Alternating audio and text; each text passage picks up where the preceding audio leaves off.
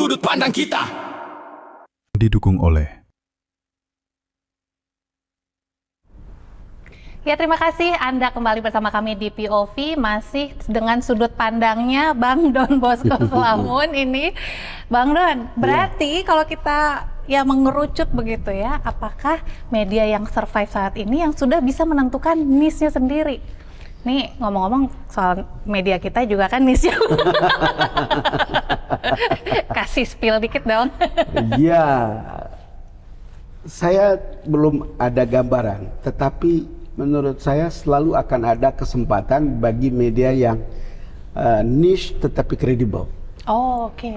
Ya, ya. Saya selalu berpikir bahwa atau memperkirakan ini akan tetap survive. Media yang meledak meletup dengan algoritma, menurut saya juga akan up and down gitu, terutama yang punya problem dengan kredibilitas konten. Yeah. Itu mungkin saya termasuk old school tentang ini, tetapi kita harus menghubungkan output jurnalisme itu dengan otak dan hati yang menikmati outputnya. Jadi dengan pembaca, dengan penonton, atau dengan viewers, itu pasti akan selalu ada semacam seleksi gitu. Kecuali masyarakat yang mungkin tidak terdidik, tapi makin terdidik akan selalu mengatakan itu dan akan selalu memilih mana yang layak dia percaya, mana yang kredibel, mana yang punya integritas, itu kan terlihat dalam kontennya. Tapi kalau misalnya kita melihat kan dari fase-fase yang sudah dilalui oleh Bang Don, sejarah kan selalu berulang ya. Apakah ini artinya sebenarnya industri media ini telat membaca situasi untuk terus melanjutkan bisnisnya seperti itu? Sebenarnya kan kalau misalnya belajar dari mulai cetak aja kan itu udah sangat terasa. Memang ini struggling. Jadi semua orang struggling, khususnya para praktisi media sudah tahu bahwa akan seperti ini, akan seperti ini, akan seperti ini, akan seperti ini. Itu tetapi kita belum melihat kecepatan kita untuk mengadaptasi. Gitu. Saya misalnya pada tahun 2002 ya, 2002 itu saya ikut semacam workshop di CNN. Pulang saya kemudian mampir di JFK airport waktu pulang, lalu kemudian beli sebuah buku, Journalism in Digital Age. Bayangkan tahun 2002, itu 24 tahun yang lalu. Belum lahir. Di situ sudah dibilang, di situ sudah ditulis bahwa everyone can be a journalist in digital age. Tahun 2002 tuh ya? Tahun 2002. Kita belum pernah berpikir, belum ada misalnya kejadian jurnalis itu banyak sekali nanti setiap orang bisa gitu lewat. Apakah dia itu citizen journalism, apakah dia menjelma dalam netizen, itu pada tahun itu belum pernah terpikir gitu. Tetapi faktanya hanya 10 sampai 15 tahun kemudian itu berubah. Mulailah internet kan gitu kan. Kemudian kita tahu orang mulai menggunakan netizen, orang kemudian menggunakan citizen journalism. Kita kemudian lihat gitu. Tetapi waktu itu belum seberapa berkembang karena orang belum handphone itu kan belum ada kameranya. Belum ada videonya. Betul. Begitu muncul handphone yang punya kamera lalu kemudian ada videonya, semua berubah. Sebegitu cepatnya. Bahkan netizen itu bisa dapat duluan lalu kemudian viral. Itu hal-hal yang kemudian berubah. Lalu kemudian media tahu dan pelajari itu. Sebagai orang media kita pelajari, lalu kemudian berkembanglah, oh kita tidak cukup ya hanya TV saja atau hanya cetak saja, tapi juga harus sosial media. Orang kemudian konvergensi, jadi tidak bisa berdiri sendiri gitu. Ternyata tidak cukup begitu. Konvergensi, cetak sudah kertas itu sudah dipakai lagi gitu. Ya udah semua dalam bentuk digital. Ya itulah yang kita kemudian nikmati sekarang.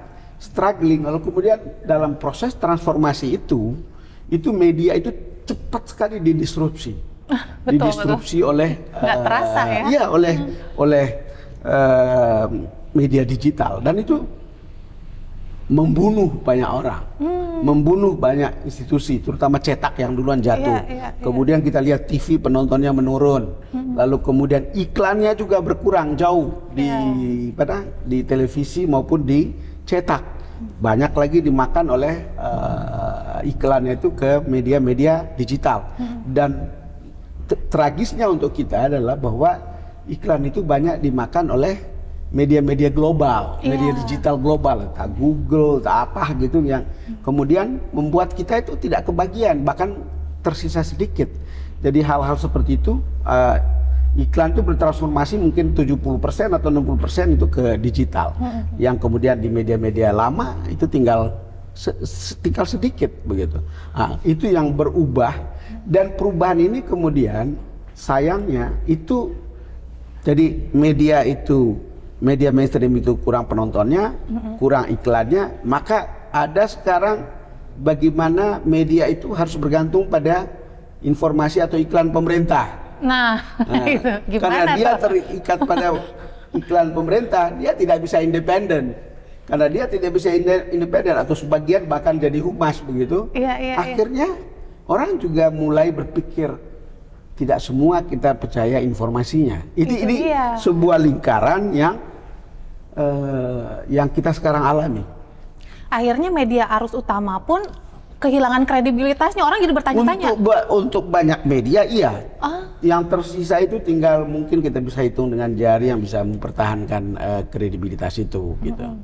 Itu yang terjadi. Jadi itu kayak snowball yang susah mencari jalan pulang. Jalan mundur, nggak ada jalan pulang pokoknya. Kan kalau dulu aja sebenarnya kan bagi-bagi kue untuk iklan sendiri udah dibagi dengan. Saya masih praktisi media, terutama televisi, yang mengalami booming iklan televisi. Iya dulu. Pada tahun 90-an, betapa tahun ininya 2000, sebelum 2000 itu iklan itu besar banget. Orang melihat pada waktu itu televisi itu sebagai industri menengah dan besar. Tetapi belakangan, berarti lihat bagaimana mereka kurang iklannya, bagaimana kemudian mengurangi pegawai PHK, termasuk dicetak. Saya mengalami juga ketika di TV, itu yang terjadi. Berarti kalau misalnya kita ngelihat sebenarnya ada sebuah ironi yang besar di sini ya.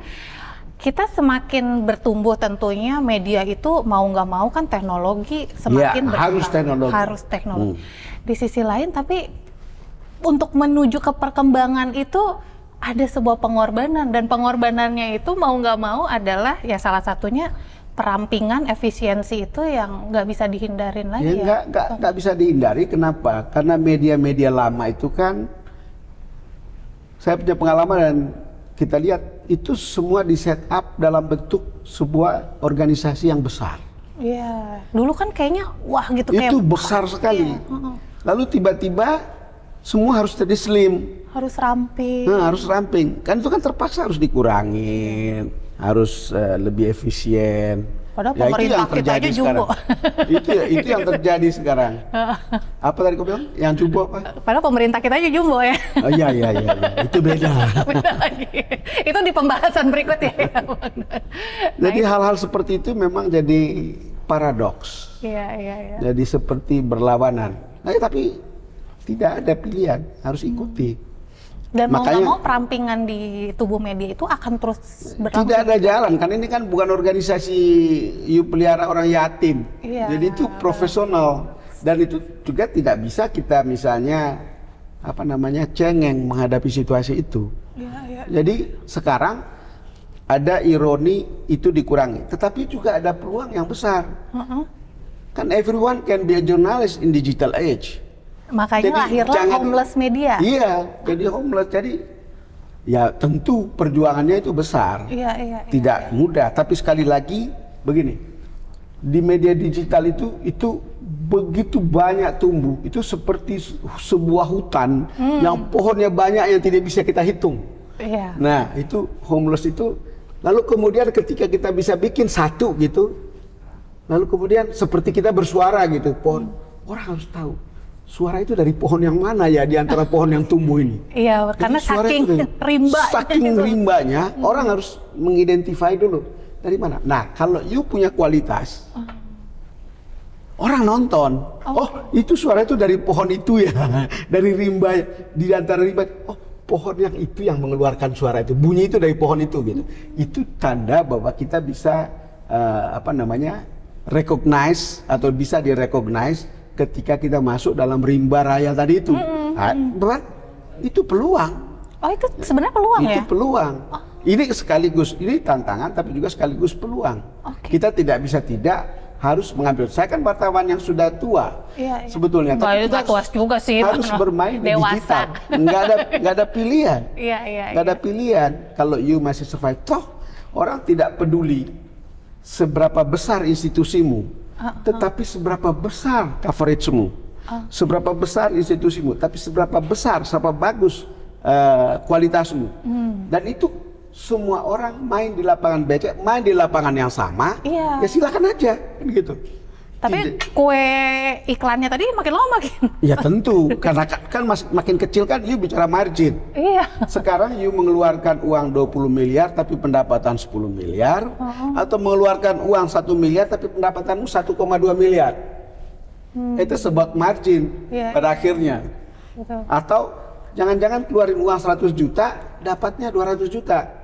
Daripada keluarkan uang 100 miliar, tetapi kamu harus menderita kerugian 30-40 miliar. Itu pilihan-pilihan yang sekarang orang tidak bisa menghindar dari pilihan itu. Gitu.